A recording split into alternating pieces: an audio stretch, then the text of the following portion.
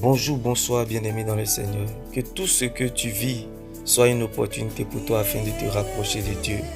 Comme Daniel dans la fosse au lion, comme David dans la vallée, comme Abednego, Shadrach, Meshach dans la fournaise de feu, comme Jonas dans le vent du poisson, comme Joseph en prison.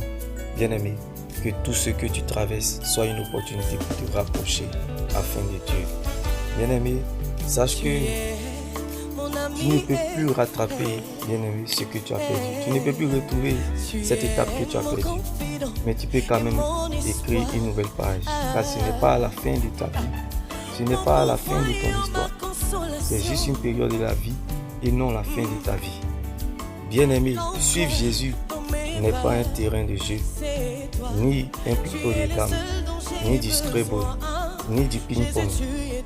Suivre Jésus, ce n'est pas du football, ni du basket, ni du volleyball.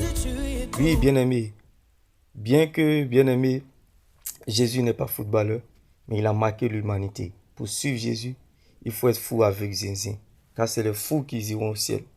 J'aimerais t'annoncer cette bonne nouvelle en ce jour, bien-aimé.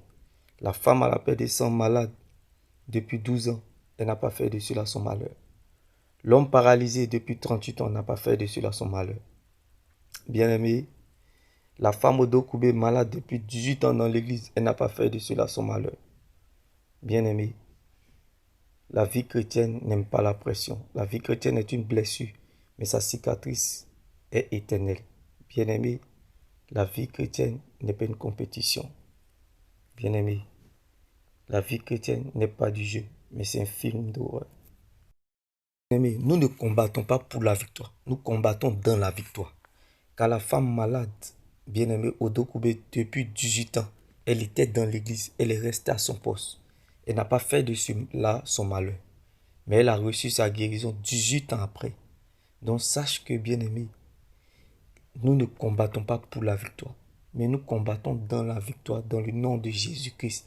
Parce que nous avons déjà la victoire. Comme cette dame malade depuis 18 ans dans l'église.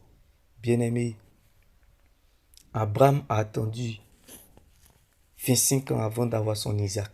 Bien-aimé, que Dieu prenne la forme de ce qui te manque en ces saisons. Je ne sais pas pour toi, je ne connais pas ta situation. Je ne sais pas là où tu te situes. Mais tu n'as pas besoin de savoir comment Dieu va le faire. Mais tu as juste besoin de savoir que Dieu va le faire. Quand Dieu prend le risque de te révéler certaines choses et où il t'emmène, prends le risque de croire qu'il est capable de le faire.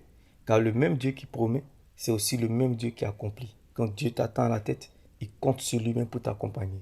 Si c'est à cause de toi, tu perdras la bataille. Mais à cause de Dieu, tu gagneras le combat. Bien-aimé, bienvenue dans le royaume de Dieu.